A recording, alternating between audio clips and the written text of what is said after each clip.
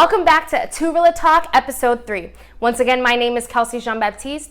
Thank you to those who watched the first and second episode of Turilla Talk. It really means a lot. Now let's get into this disclaimer. Any views or opinions represented or expressed here do not necessarily reflect the position of Turilla Talk. Any content provided by guests are of their opinions and are not intended to malign any religion, ethnic group, club, organization, company, or individual. On this episode of Turilla Talk, I brought back the segment, Too Real, a Talk on the Street. Just this past Monday marked 30 days for New York City protests. I went down to Occupy City Hall to ask protesters, how long do they think protesting can be sustained? Due to privacy requests of the protesters, some of their faces will not be shown. Let's take a look.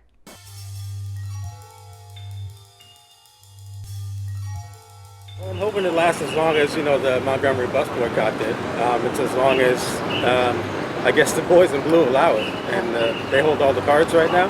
But we're trying to make our voices heard and make sure that, actual change happens. You know what I mean? We're just trying to we're hoping that it sustains as long as it possibly can. Without proper organization, I think money, funding, donations, not long. How long have you been out here? Probably like, maybe 4 or 5 days. Somewhere around there. Yeah. So we're part of a grassroots nonprofit called Food for Change NYC.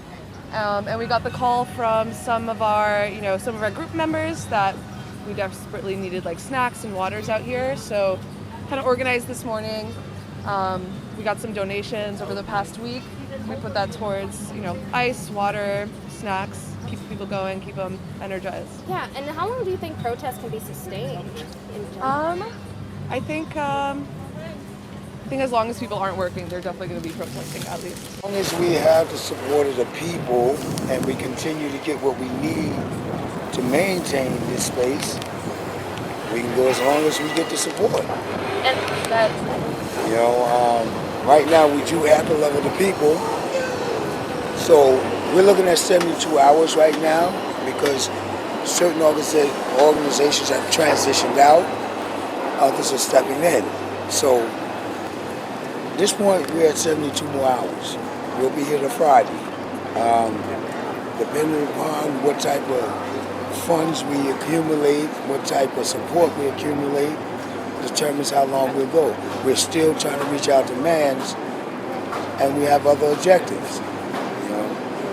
We're still going to get rid of and abolish the NYPD, mass incarceration. These are our objectives. We want better housing, we want better education, we want health care. So until we reach these goals, we're going to keep going. For the protesters who participated in the interviews, thank you. On the next episode of Turilla Talk, we'll be speaking about white privilege with Scott Plate, freelance actor, director, and coach, and former department chair of theater and dance at Baldwin Wallace University. Stay tuned.